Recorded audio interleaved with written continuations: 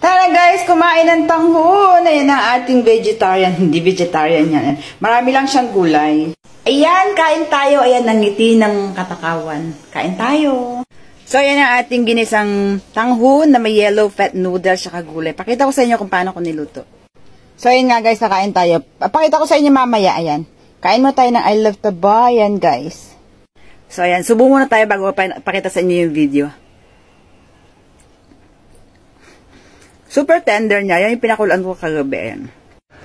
Tara guys, magluto ng tanghon. Siyempre yan ang ating gulay. Siyempre repolyo. Ayan guys, carrots. Ito yung ginasakot pinalambutan kagabi. Tatago natin sa freezer.